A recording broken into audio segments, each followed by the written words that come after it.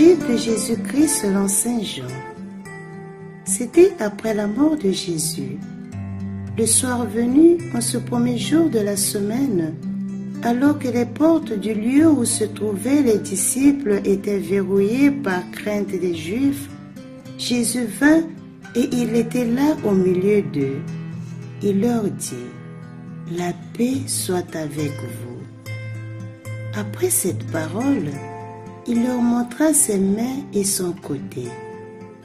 Les disciples furent remplis de joie en voyant le Seigneur. Jésus leur dit de nouveau, « La paix soit avec vous. De même que le Père m'a envoyé, moi aussi je vous envoie. » Ayant ainsi parlé, il souffla sur eux et il leur dit, « Recevez l'Esprit Saint. À qui vous remettrez ses péchés, ils seront remis. À qui vous maintiendrez ses péchés, ils seront maintenus. »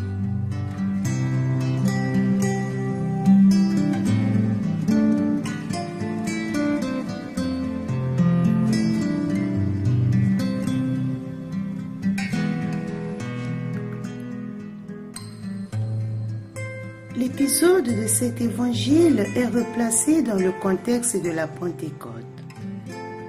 L'homme qui, dans l'Ancien Testament, n'avait qu'une seule langue, voulait utiliser sa capacité de communication pour se donner un nom propre en se construisant une tour et une ville en signe de son pouvoir. Mais cela va à l'encontre de la volonté de Dieu. L'homme est en effet créé à l'image et à la ressemblance de Dieu et non à la place de Dieu. Le péché consiste à refuser de vivre comme une créature, c'est-à-dire de dépendre de Dieu. Alors Dieu descend dans les affaires humaines et interrompt les travaux de construction. Dieu qui avait demandé à l'homme de se répandre et de se multiplier sur toute la terre, se trouve contraint d'effectuer une dispersion. En effet, celui qui, au contraire, obéira à Dieu, qui mettra en pratique ce qui lui a été demandé, c'est Abraham. À la demande initiale, quitter sa terre, Abraham répond de façon effective par la foi. Et Dieu lui tiendra à la promesse d'une descendance. Dans les Actes des Apôtres, nous lisons le miracle des langues qui ne doit pas être interprété comme un retour à la seule et unique langue ancienne avant Babel. La diversité des langues a conduit à la richesse des peuples et des cultures. Il faut maintenant, en plus de la diffusion et de la multiplication, que les peuples soient unis sous un même nom qui est celui de Dieu. L'homme se réalise en rendant gloire à Dieu, mais il ne peut pas le faire seul. Il a besoin d'un corps organisé et harmonieux dont le Christ est devenu la tête. C'est la nouvelle Église naissante. C'est un peuple qui n'est pas uni par les liens de sang, ni de territoire, ni de culture, moins encore de langue, mais plutôt par la foi. L'unique esprit descend dans l'histoire humaine. Et de cette descente surgit la capacité d'annoncer le Dieu unique Jésus-Christ, déjà venu au monde dans toutes les langues représentées par les flammes au-dessus des apôtres.